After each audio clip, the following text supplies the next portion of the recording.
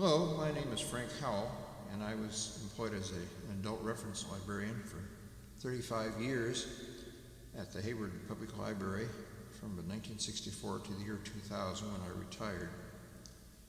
The history of book censorship at the Hayward Public Library begins in the early 1960s when the head librarian, the district attorney, purchased some erotic novels by Henry Miller and declared the books to be legally obscene.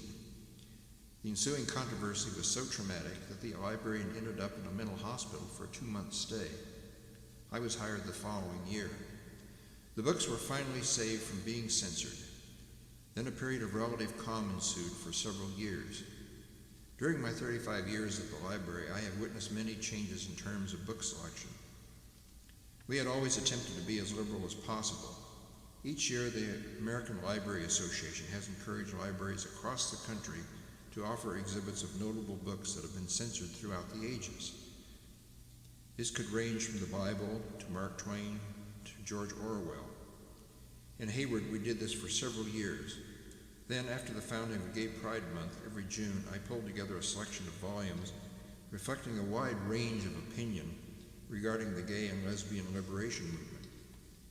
The public response to the exhibit was generally favorable or indifferent, although on one occasion an angry father approached me and declared, "If you display those books, I won't be able to bring my boys to the library anymore."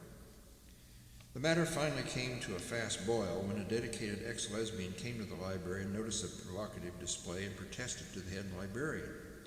She demanded the exhibit be removed. Fortunately, the library board called a public forum to debate the matter, and over 60 people attended.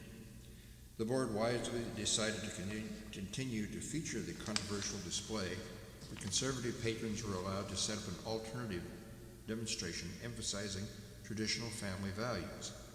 This was done. Incidentally, the ex-lesbian who protested the display has since announced she is now an ex-lesbian.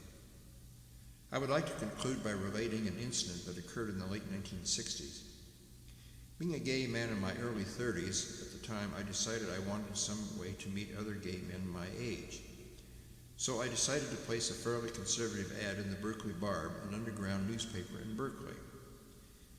The notice simply stated, "Gay man age 32 wishes to meet other gay men of the same age." I listed a post office box number at the post office located across the street from the library. The advertisement ran for about a month, and I succeeded in meeting several promising candidates. I assumed the post office box would provide complete privacy. But one day I was called into the office of the library director, Bill Webster, who said, "We understand you've been advertising in the Berkeley Barb." I acknowledged this was true. He appeared unconcerned and said there was nothing to worry about. In other library systems, I would have had plenty to worry about. My job could have been at stake. I was informed by Mr. Webster there was a practice of the Hayward Police Department to monitor the ads in classified sections of Bay Area newspapers to search for ads involving gay men attempting to make contacts. This occurred at a time in California when it was still illegal for consenting adults to interact in private. Fortunately, a few years later, the law was changed. After viewing the ad, the police department would notify the employer of the person placing the ad. This underhanded practice was perfectly legal, as I learned from the American Civil Liberties Union.